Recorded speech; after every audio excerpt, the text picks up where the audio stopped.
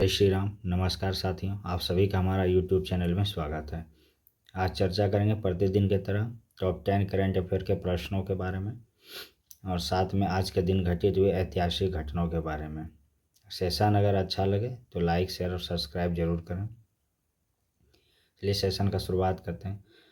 हाल ही में वर्ष 2026 में ग्लासगो में होने वाले राष्ट्रमंडल खेलों से कितने खेलों को हटा दिया गया है? तो जो 2026 में ग्लासगो में होगा राष्ट्रमंडल खेल, उसमें 6 खेल को हटा दिया है। अगर बात करें कॉमनवेल्थ गेम ग्लासगो 2026 के बारे में, तो इस बार जो राष्ट्रमंडल खेलों में जो हटाए गए खेल हैं, क्रिकेट है, हॉकी है, बैडमिंटन, कुश्ती और रग्बी सेवन्स के अलावा टेबल टेनिस जैसे खेल इस प्रतियोगिता का हिस्सा नहीं होंगे। इस बार इस खेल का 23वां संस्करण का आयोजन 23 जुलाई से 2 अगस्त तक होगा, जो 2026 में होगा। अगर बात करें CGF यानी राष्ट्रमंडल खेल के बारे में, तो इसका आयोजन प्रथम बार 1930 में किया गया था और इसका मुख्यालय लंदन में है, यानी UK में। नेक्स्ट प्रश्न के बारे में बात करें तो हाल ही में भारत सरकार ने सरदार पटेल की कौन सी जयंती के लिए 2 साल का राष्ट्रव्यापी समारोह शुरू किया है? तो वल्लभ भाई पटेल के लिए 150वीं जो जयंती होगी उसमें 2 साल का राष्ट्रव्यापी समारोह का शुरू किया गया है। अगर इनके बारे में चर्चा करें तो ये तो एक महान पुरुष थे भारत के। इनका पूरा नाम सरदार वल्लभ भाई जयवर भाई पटेल है और जेवर भाई इनका पिता का नाम था, उन्हीं के नाम लास्ट में लगे हैं। इनका जन्म 31 अक्टूबर 1875 में गुजरात के नादियाड जिले में हुआ था और मृत्यु इनका 15 दिसंबर 1950 में मुंबई में हुआ था। इन्हें सन 1991 में मरणोपरांत भारत रत्न से भी सम्मानित किया गया है। अगर बात करें इनके सम्मान में 31 अक्टूबर 2013 को सरदार वल्लभ भाई पटेल की 137वें जयंती के मौके पर गुजरात के तत्कालीन मुख्यमंत्री नरेंद्र मोदी ने, जो अभी वर्तमान में प्रधानमंत्री है, गुजरात के नर्मदा जिले में सरदार वल्लभ भाई पटेल के एक नए स्मारक का शिलान्यास किया था और यह एक लोहे से निर्मित इसका विशाल मूर्ति यानी इस स्मारक का निर्माण किया गया है, जिसका नाम एकता की मूर्ति व स्टैचू ऑफ यूनिटी कहा जाता है। इनकी ऊंचाई 182 मीटर है, जो अमेरिका यानी USA का स्टैचू ऑफ लिबर्टी से 2 गुना हाइट है इनका और विश्व का सबसे बड़ी ये स्टैचू भी है। अगर बात करें सरदार वल्लभ भाई पटेल के बारे में, तो इन्होंने भारत के प्रति अपना अहम योगदान भी दिए हैं, यानी भारत में जो देशी रियासतों का एकीकरण का पिता इन्हीं को कहा जाता है। इन्होंने बहुत सारे ऐसे रियासत है जिन्हें VP मेनन के साथ मिलकर बहुत सारे राज्यों का एकीकरण भी किया है, जिसमें जम्मू कश्मीर, हैदराबाद स्टेट, जूनागढ़, इस सब राज्यों का एकीकरण करने में इनका बहुत योगदान भी है। इनके जीवन का जो सबसे महत्वपूर्ण सत्याग्रह था, बारडोली सत्याग्रह का नेतृत्व इन्होंने 1928 में किया था और यह एक किसान आंदोलन था। यानी आंदोलन में जो किसान के प्रति अंग्रेजों ने जो कर लगाए थे उनके विरोध में इसका सत्याग्रह था और इन्हीं का जो सत्याग्रह के फलस्वरूप बारडोली के महिलाओं ने इन्हें सरदार का उपाधि भी दिया है और ये भारत के प्रथम गृह मंत्री भी हैं और भारत के प्रथम उप प्रधानमंत्री भी बने हैं। नेक्स्ट प्रश्न के बारे में बात करें तो हाल ही में भारत सरकार ने किस राज्य में नई मिसाइल प्रशिक्षण रेंज को मंजूरी दी है? तो ये आंध्र प्रदेश राज्य में दिया गया है।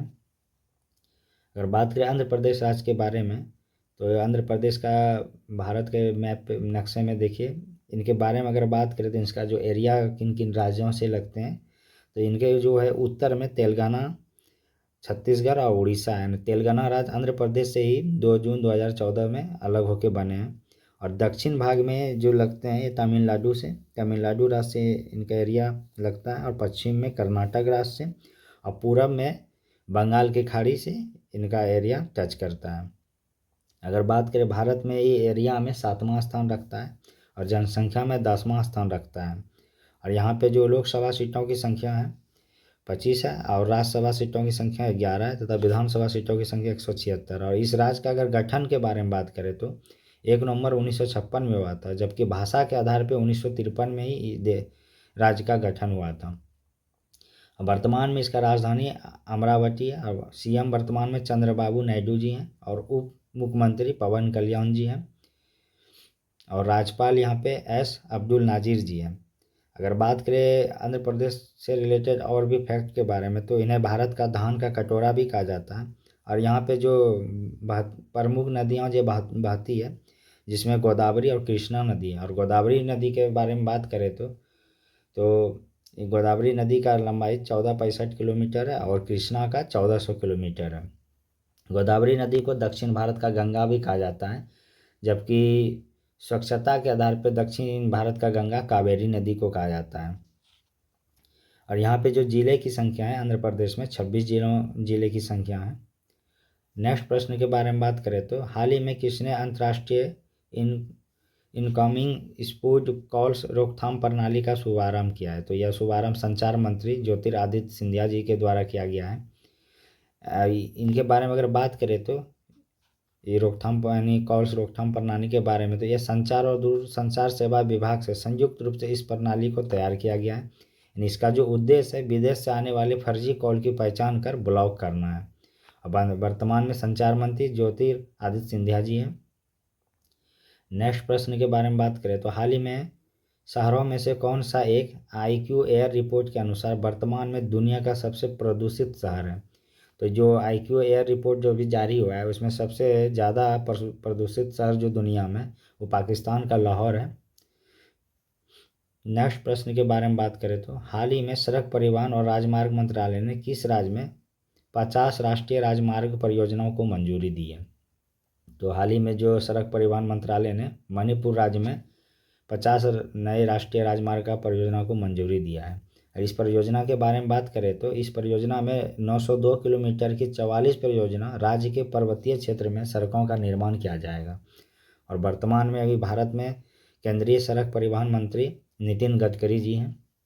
और मणिपुर राज्य के बारे में अगर बात करें तो मणिपुर राज्य जो स्थित है भारत के नक्शे में, वो पूर्वोत्तर भारत में आते हैं। और इनसे सटे राज्य एवं इनसे सटे अगर कोई देश है, उनके बारे में अगर बात करें तो उत्तर में नागालैंड से सटे हैं और दक्षिण में मिजोरम राज्य से सटे हुए हैं और पश्चिम में असम राज्य से और पूरब में ये म्यांमार देश से सटे हुए हैं मणिपुर।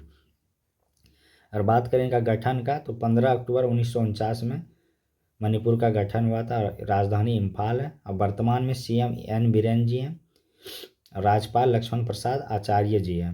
अगर बात करें एरिया में, मणिपुर भारत में 23वां स्थान रखता है और जनसंख्या में भी 23वां स्थान रखता है। यहाँ पे जिलों की संख्या कुल 16 जिले हैं, लोकसभा सीटों की संख्या 2 है, राज्यसभा सीटों की संख्या 1 है और विधानसभा सीटों की संख्या 7 है। अगर बात करें मणिपुर का जो राजकीय भाषा जो है मणिपुरी है और मणिपुरी भाषा को जो दर्जा जो मिला है 8वीं अनुसूची में, 1992 में संविधान के 8वीं अनुसूची में मणिपुरी भाषा को दर्जा मिला है। बात करें अब नेक्स्ट प्रश्न के बारे में तो हाल ही में कहाँ पहली बार कोयला गैलरी का उद्घाटन किया गया है? तो यह नई दिल्ली में किया गया है।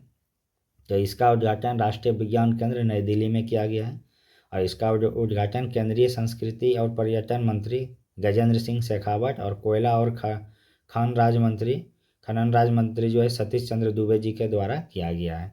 दिल्ली से रिलेटेड फैक्ट के बारे में बात करें तो दिल्ली यमुना नदी के किनारे सबसे बड़े शहर है और दिल्ली का जो मुख्यमंत्री जो अभी वर्तमान में आतिशी मारलेना जी हैं, यहाँ पे आम आदमी पार्टी का सरकार है।